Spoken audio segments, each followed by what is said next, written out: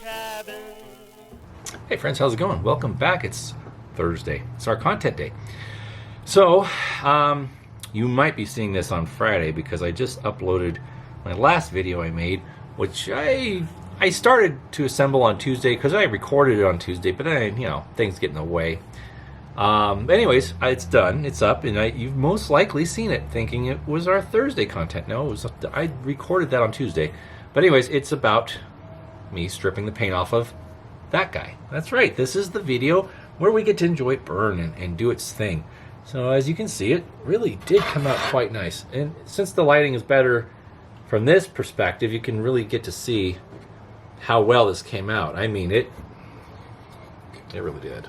I really think it's just a great piece. Yeah, that's right. Cyclone. Anyways, I'll set that right there. And we got ourselves our Bulldog, our K Woody. We have some Oliver Twist. Look at this stuff. It's really nice. I like this stuff. I haven't been able to get my Bullseye Flake. It's been out of stock. A lot of shops are trying to get it back. They were short ordered. Anyways, this is a little look at what we're dealing with here. Come on, focus. There it is. Isn't that pretty? Yeah, I know. I like the grain and the pattern and all that. Yeah, it's really interesting how they do this stuff. But anyways, Oliver Twist has got a little bit of a... it's a very subtle aromatic, but it has a kind of a floral note to it, just a little bit. And so when you take a whiff of this, when you smell it out of the tin, you're like, oh, that actually smells really nice. You could even be someone who really is repulsed by the smell of tobacco and actually find that quite pleasant. In general, most people do find pipe tobacco quite pleasing or tolerable for that matter. But anyways, I'm going to get this going and we're going to enjoy some time together out here and, enjoy our Thursday. And where is it? Ah, there it is. I need my tool. Anyways, what are we doing out here today besides burning? Well, I'll show you. This has been a long time coming.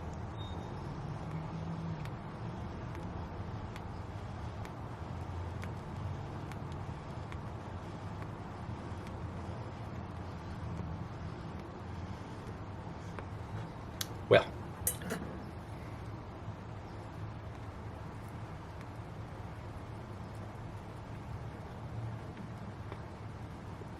yeah, that's nice. Good stuff. All right.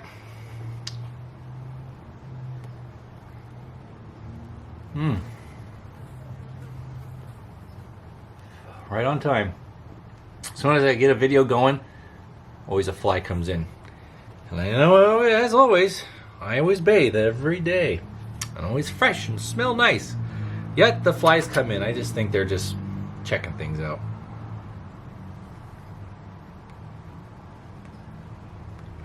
Anyways.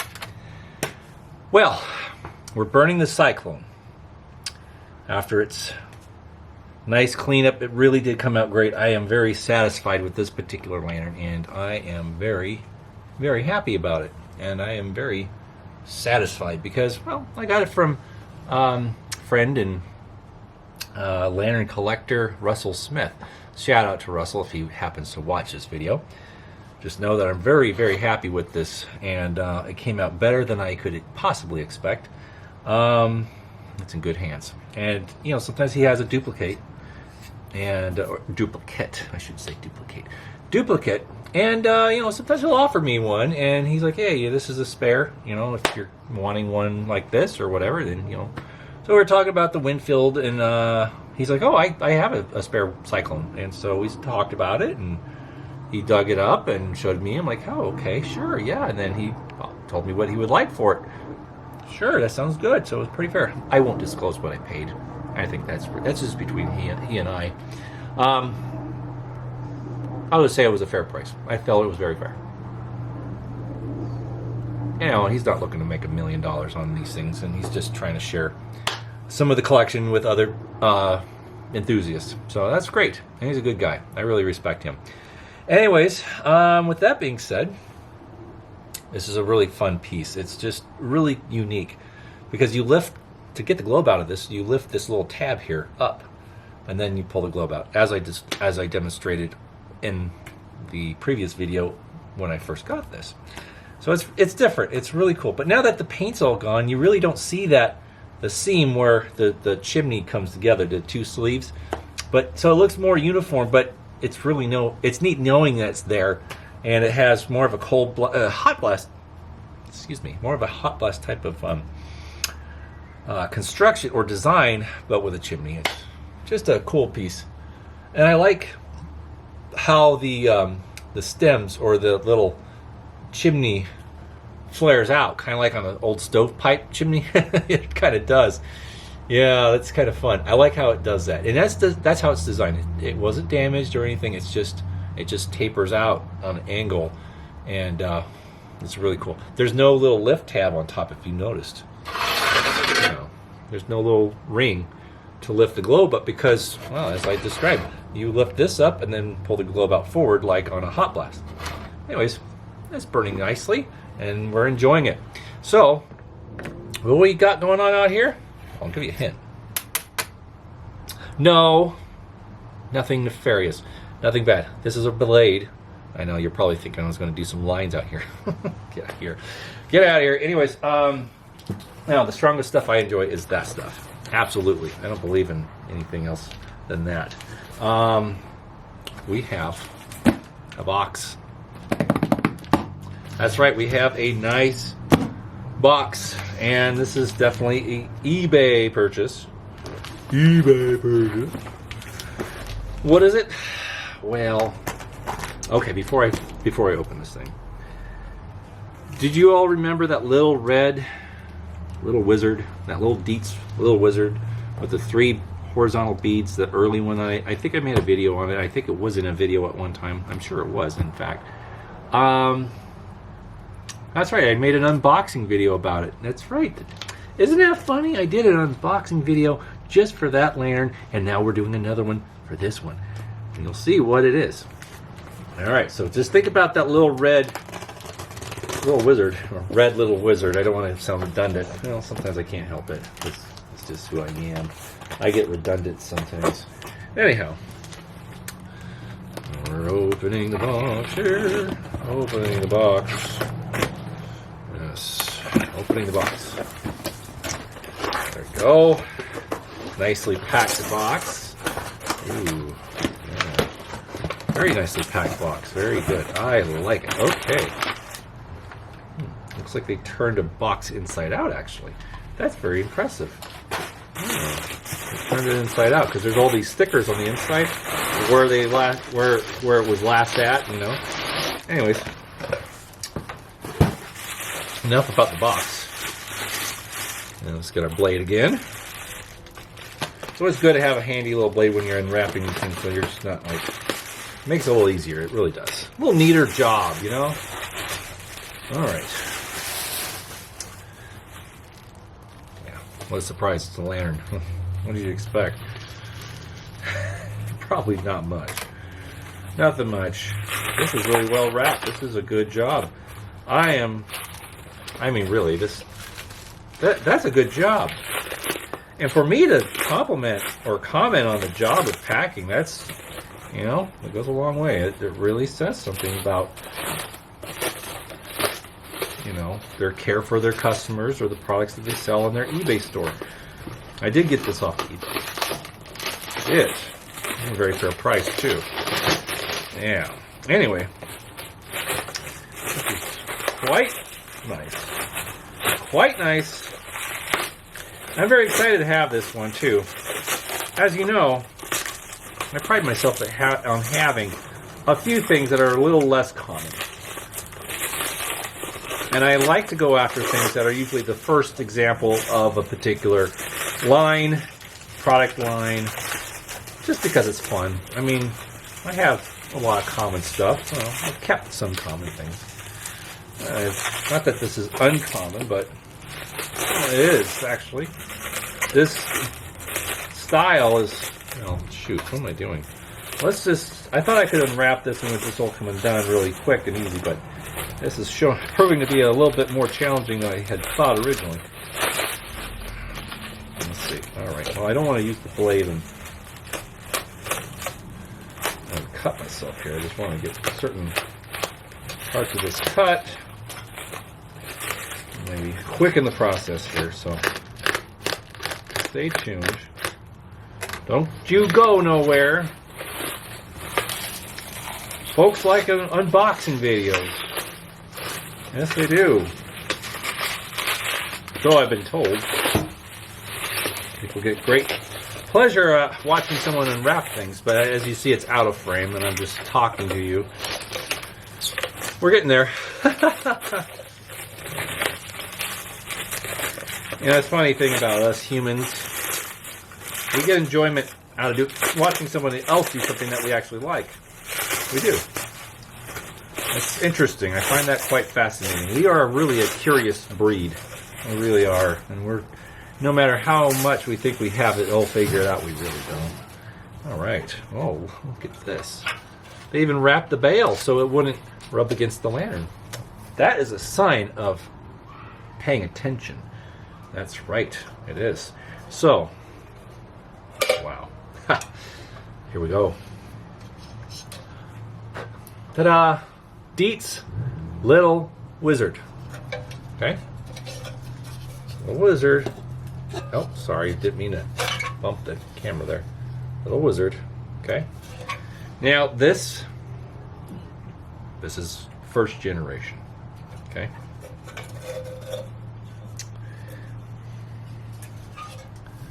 Look at that. Rising cone. See how the cone lifts up and it's inside the glow plate? Make note of that, because I'm going to talk about that here in a second. But yeah, 1913, I think, give or take.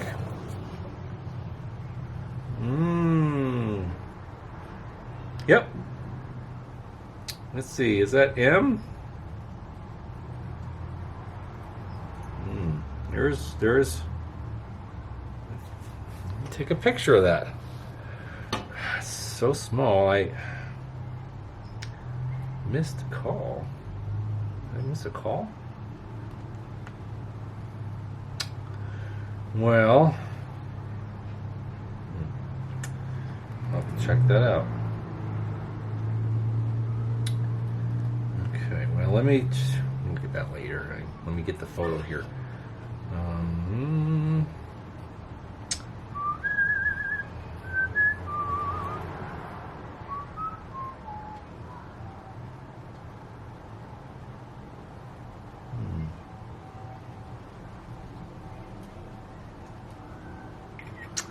Okay, well, it's not a manufacture date. Set that down for just a quick second. Oh. Oh, I gotcha. I gotcha. I think I see it. Okay. That's the month. These kids play hard sometimes. I'll take another picture. Hold on. Just a moment. One moment, please. Let's see. Get there. Photograph. Come on. There we go. Zoom in, please. There we go.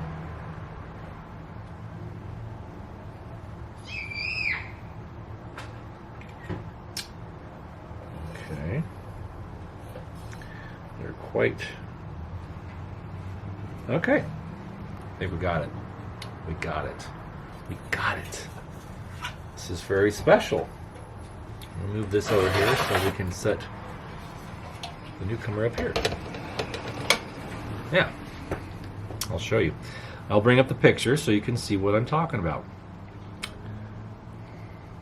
Okay. There we go. Okay, so the very bottom is EPT. You see that? EPT. Okay. We'll swipe right. Swipe left, I guess you could say, actually. Here's the 1613. So that means it was patented September 16th, 1913. So this thing It's 110 years old. 110 years old this month. Only several days ago. Last week, this thing hit 110 years old. Well done. Well done. Look how good this thing is. I mean, I have not done a thing. I mean, you saw me just pull it right out of the box. But this is one of the reasons why I bought it, is because it's so untouched. There's stuff hanging off of it. It was found somewhere, maybe a basement or a barn or garage or some building or structure where it was just left alone for a very long time. And don't let this get out, but I prefer this more than anything. More than that. This, if I can find all my lanterns like this, yeah, I've become one of those guys. I mean, it was definitely used at one time because the globe is blank. There's no embossing on it. So it's not the original globe, which would have had no lock knobs on it. Since it's from 13, it predates the 1914 patent of the lock knob design. So it would say Dietz Little Wizard, New York, USA, blah, blah, blah, blah, with no lock knobs on it. And it would probably maybe have a patent date, I don't know. But anyways, first generation Little Wizard. Let's get into it.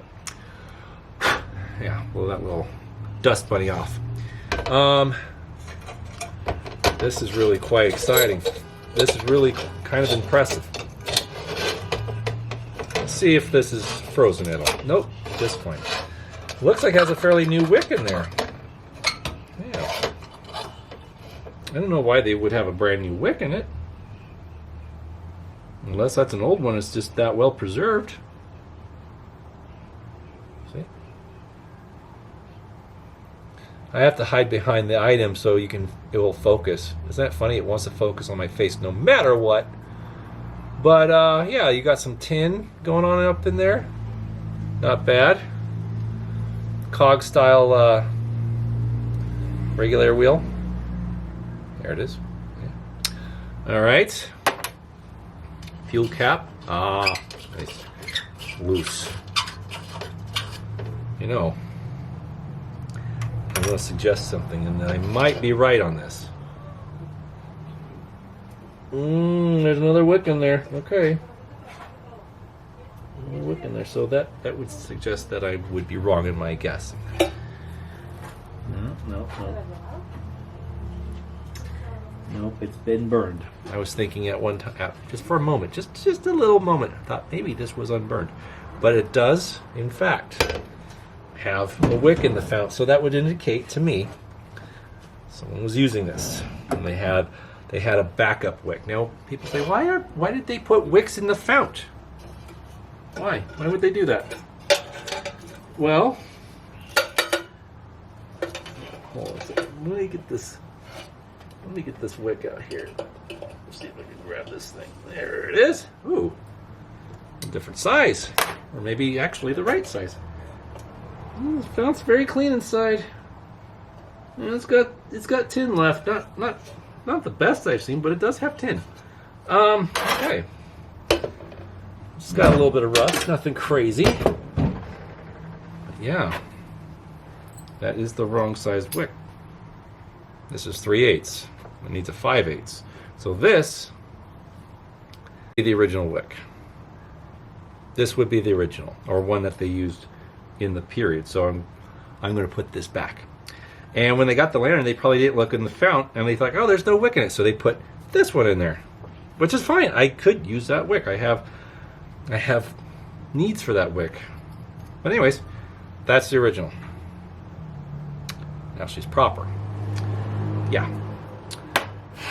Well, this thing has great age to it. It looks wonderful. Looks perfect. It does. It does. So this is really cool. This is a fun treat because as common as the Little Wizard is, this one is anything but common. It is. Very uncommon.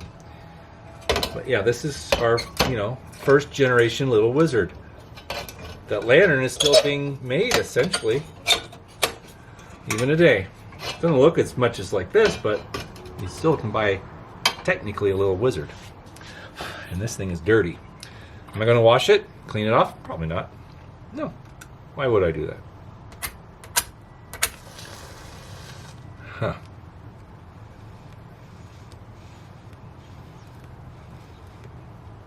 You think so? Do you want to fire up?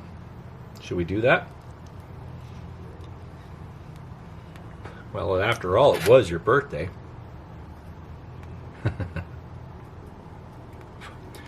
All right, talk me into it. Step aside, Cyclone. We're gonna test this right here and now. I know you guys like it. You're getting an unboxing video and a first fire up. Should see 1,000 subscribers by the end of the day. I wish. We're almost to 900 though. Yeah.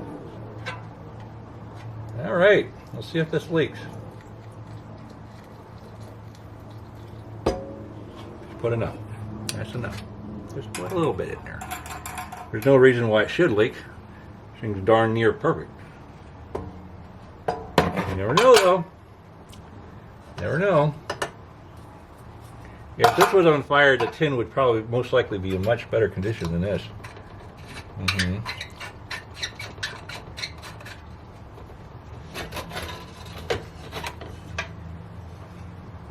So far so good.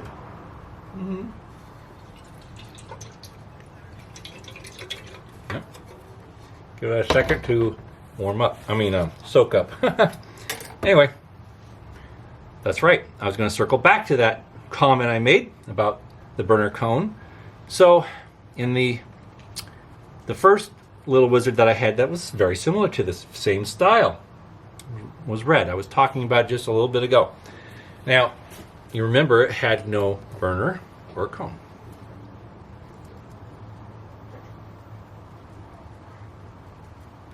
That's right. It was free of those parts. And simple me sometimes thought, well, that's an easy thing. It's just a little wizard. I can get a cone and a burner for that all day long. No problem. Well, I never really looked for one because it was on the back burner. Pun intended, I'm sure. I just put it away. Since when I find one, I'll find one. And if it comes up, then great. That project was not a hot hurry. I was not in a hurry to get that done because it was just a little wizard. I was just like, it's just nice having an earlier version of the lantern, right? Because I have the one with the brass fountain that I burn often. I like that one a lot. Yeah. And I have two others. That one's a no step fount from 1937 with nice tin. And also have the anniversary century little wizard with the blue and gold paint. So I don't have a whole lot of little wizards, but I have ones that are, I guess, you'd say unusual or unique.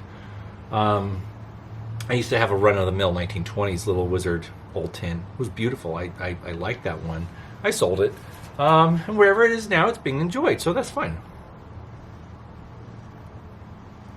But the little wizard, although as common as I'll get out, they're good lanterns.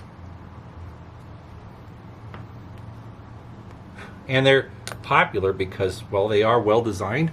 They have a nice look. Yeah. And there's no reason not to enjoy. They're classically styled, and they were very well used throughout the periods that they made them. Well, they still make them, but, through the 30s, 20s, 30s, 40s, 50s, whatever. Good size, not overly sized. Good, decent size, a little bigger than a comet, but very good burning lanterns. Anyways. What I realized about the red one I had, I thought it would have a regular burner, a regular cone, like two-piece, right? No. When I was chatting with some of the guys on the group about the little wizard, someone was asking about, what the earliest little wizard was or whatever. So it came up. I showed a picture of mine, the red one that was painted, and someone else posted a picture of theirs. And they says, well, here's mine, 1913. And I was like, whoa, that's beautiful. That's a nice original example. Well, I sent them a message. I was like, hey, what's the deal with the little wizard? Does that have a rising cone, or is it regular cone and burner assembly? He's like, I took pictures and sent them to me. I'm like, oh, of course it's a rising cone. Of course it's a rising cone. Should have known. And that's why that little wizard was free of its burner and cone. Well, not because, but that's why it didn't have any burner cone when I bought it, is because someone probably couldn't find it. Now, to be honest, fair, when there is no rising cone in a glow plate, that means someone removed it to put in possibly a light bulb, electrify it. So, I would imagine that lantern was a candidate for electrification, or they did that and then they didn't want it anymore, so they kept the light bulb in the socket that they used and just off the lantern for a very inexpensive price. So this thing here was complete, and I got it for a very good price. As you can see, it's 100% untouched, except for by me now. Anyway, I let the other one go because I knew finding a rising cone in the proper burner for that little wizard from this era was going to be a tall order. Now, my number 2 wizard, you remember that restoration? That goes way back. That goes way back to like 2019. And I got it at a estate sale locally for $5, and I made the same mistake about that. I bought just a regular burner and cone off of eBay from a 1920s, say a 20s, wing lock cone and burner from, for a D-light. Because I thought, well, this looks exactly like a D-light, should be the same burner and cone. Nope. I got it, put it all together, and the glow plate wouldn't sit low enough on the cone. The cone was too big. So I posed the question, hey guys, what's the deal with this? I thought it's the right cone and burner, but apparently not. Like, oh, well, what is it? Well, it's for this wizard. Oh, well, that would have a rising cone. And that's when I learned about the rising cone. When, during World War I, shout out to the Kirkmans, this is their knowledge they passed on to me, so they get the credit. The rising cone was a metal-saving measure during World War I, during the Great War. So they made a little flat burner, and then they took a cone and press fit it into the glow plate, so it'd be one assembly, essentially. It's one piece, but it's press fit. It's 2 pieces, they were pressed together. So I'm like, well, gee whiz, darn, I don't have those parts. But then luckily, shout out to John Morris and Willis Miller III, they came to my aid, and they provided me a burner and a rising cone. So those 2 pieces together made my lantern work. Completed that lantern, the number 2 wizard, that is. I still have that lantern, and I'm not ever going to get rid of it because of their help in helping me get that lantern going again. And I thought that was just really classy, really friendly, and that's one thing that really impressed upon me about this hobby. It really is. That these 2 perfect strangers came to aid me in my project. And I was, I offered to pay, and they declined it. They said, just pay for the postage. That's it. Very nice. Very kind. So if you gentlemen are watching this video, just remember, I've not forgotten, nor will I. And that's another reason why I sold the other one, because I knew that was going to be a difficult part to find. You can find them for the number 2 size lanterns, but for a number 1 size lantern, yeah, not so much. So I offered that red painted little wizard of this style on the group, and I mailed it to a subscriber and friend on Facebook. That'd be Anthony, and he's getting it. I told him all about it, that it would need a rising cone and all that stuff. So he knows what he's getting himself signed up for, but I sent it to him just for the price of shipping. So hopefully he can finish that lantern and get it going again, because it does have good bones. It does. Anyways, we should be able to fire this up now. I talked long enough, told you about what's going on with this. So, all right, we haven't dusted this off. As you saw, I unwrapped this completely. I haven't dusted it, haven't touched it. So we're lighting it just as it is. That's right. I'm going to turn that wick down just a touch there. I haven't even trimmed the wick. This is going to be lit.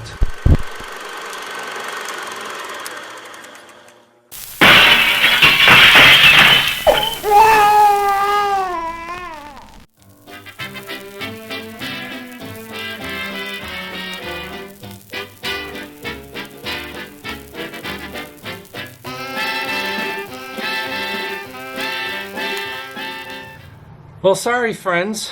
Sorry about that hiccup. My card ran out of room. Apparently, I had a few other videos that I thought I deleted were still on the card, so it got full and cut me off just before the big moment, before the final touchdown of the game. Anyways, try that again, shall we? New match. Second strike. Not too bad. I'll take it. All right. So this is the first time we're going to light this, since who knows when. I have the older wick with the char on there. Who knows when that last saw a flame in this thing. It's a long time ago. All right. Here we go, friends. Ha ha ha.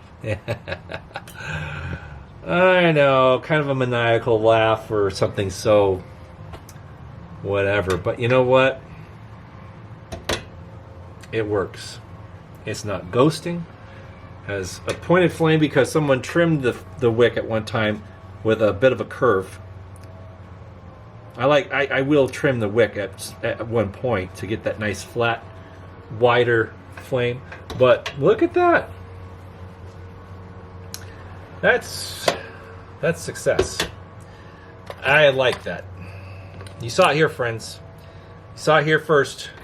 First time lighting up this first generation Little Wizard.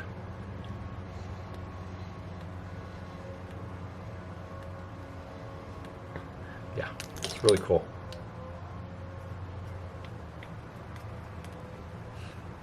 Would you believe I think I paid $35 for this thing?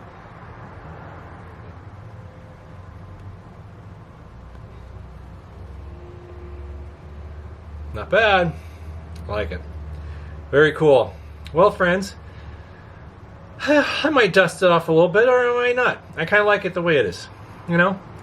I'm not cleaning glass, but I will be finding a correct Little Wizard globe for this at some point, but for now, it's just fine.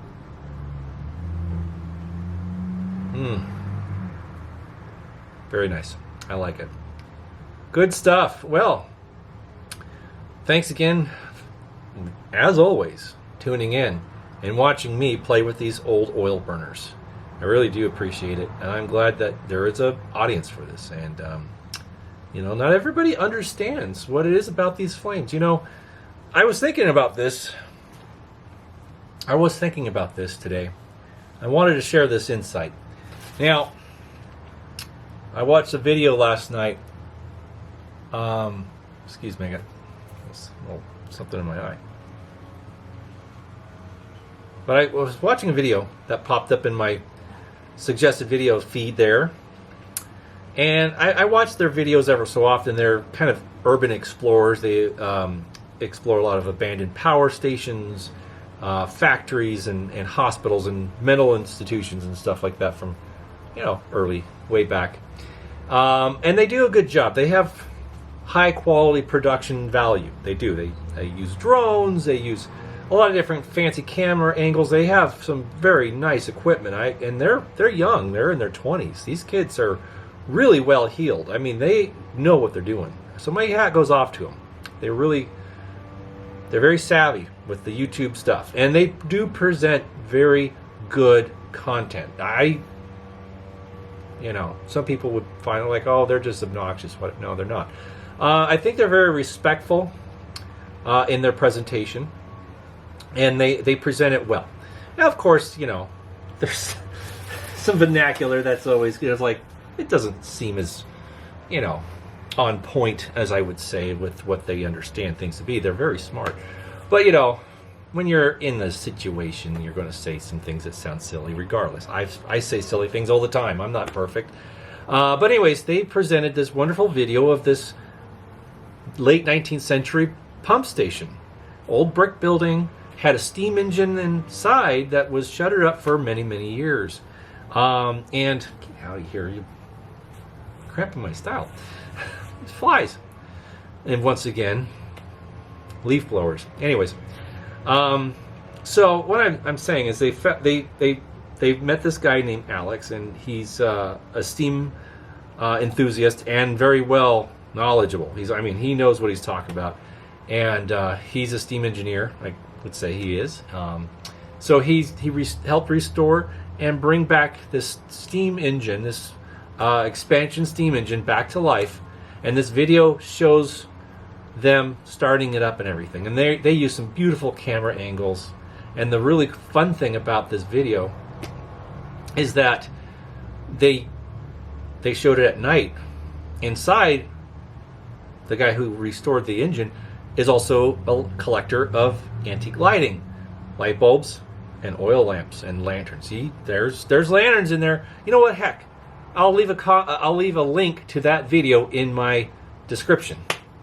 Yeah, no, I'll tell you what. I'll just leave it in a comment. I'll make a comment with the link, and you can see it. So check it out. I rarely give promos for other channels, but this one I think it's warranted, since it's kind of on par with what we all kind of like.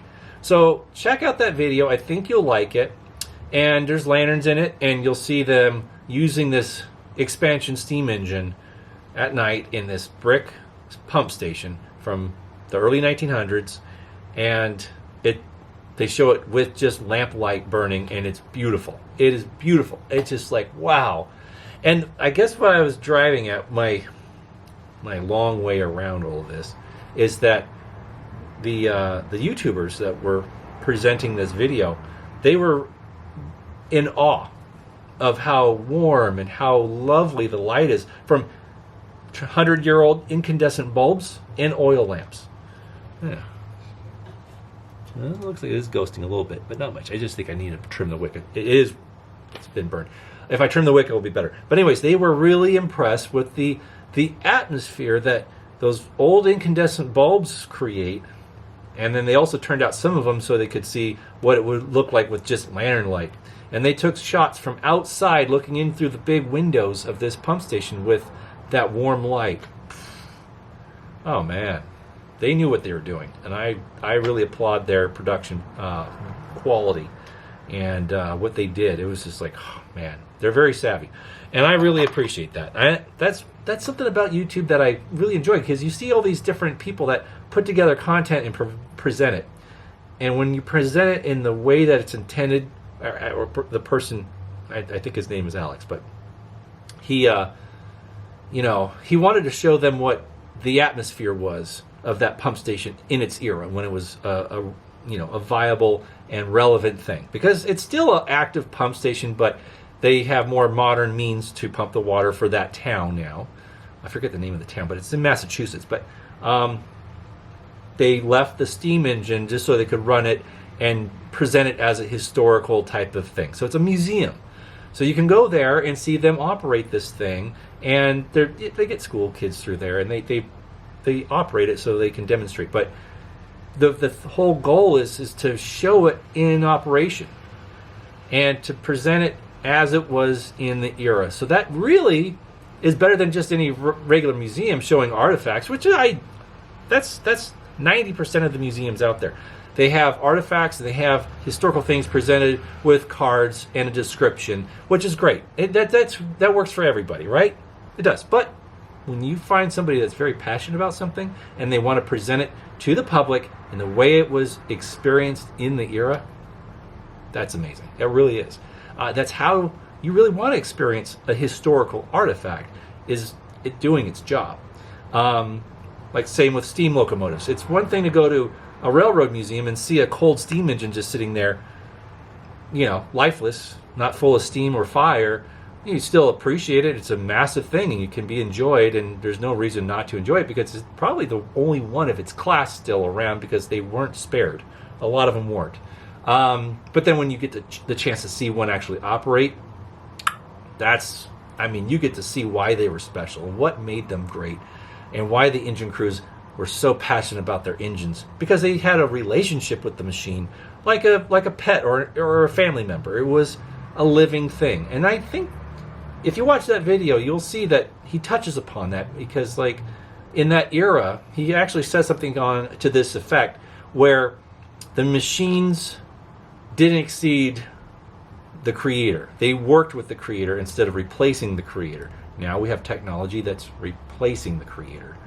And he touches upon his opinions about our current technology and everything. And of course he's sympathetic more towards history and the old way of doing things more so than what we have today. A lot of us can have an opinion about that, and a lot of us do. Myself can't change the past, and you can't change the future. Future's going in one direction, and you're either going to go with it or not. But we definitely know how to take a break and enjoy yesterday. Yeah. 3 times the charm, right? Or was that 4? I think it was 4. But along the way around, I guess what I'm saying is that this kind of lighting does impress people because they're so used to just LED lighting, fluorescent, LED, whatever. And when they experience a warm temperature, glow, incandescent, or oil lamp burning, it's really kind of entrancing. It's kind of like a campfire because people like to sit around a campfire because it's a warm thing. It's not only just giving off warmth, but it's soft, it's nice to watch, it's interesting, and it's very, I don't know, primal. I guess it taps into something in our minds about our earlier ancestors, and there's something primal about a campfire or fire in general. For a lot of people, mostly guys, I'd say, but in general, people do gravitate towards flames. We're kind of moth-like in that regards, but when you're in an environment that has nothing but warm lighting, it's special. I mean, I'll hold court out here in the time cave. I have incandescent bulbs, and they're reproductions, but they're squirrel cage incandescent Edison-style bulbs. And I have them in old fixtures. You've probably seen them hanging around in the garage in some of my other videos. And I have other lanterns. I'll light them all. And we sit out here. We'll have a smoke, maybe a little bourbon or whiskey, and have conversations, play jazz, enjoy ourselves. And there's just something that's so nice about that atmosphere. People love it. My friends love coming to my garage because it's kind of an experience, I guess you could say. It really is. But I'm really grateful to have you guys, grateful to have these things to share with you guys, and continue to share these things. So, in all intents and purposes, I'm not doing this to show you what I got. Hey, look what I got, and you don't have. No, it's all about sharing. It's all about perpetuating and putting out history, just putting it out there for people to discover on their own and see something that maybe they didn't think about before. Really, it's true. And debunking some of the misconceptions about these lanterns. Like a lot of people think, kerosene's dangerous and it's flammable, and lighting one of these is, you're taking your life in your own hands, right? No, they're very safe. They were designed to be safety lamps, so you can use them on your property, in your barn, or going to the outhouse, or whatever. They were designed to be used and enjoyed in a safe means of lighting your environment. Anyways, enough rambling. This video is long enough as it is, and I'm going to get back to this, and we'll see you guys again, next week. All right, we'll have more things to share, believe it or not. Always more things to share. And I hope you guys have a great weekend. Whatever you do, be safe and enjoy what you do. Enjoy your hobby. Don't let anyone tell you not to, all right? Okay, take it easy, guys. We'll see you next time. Bye-bye.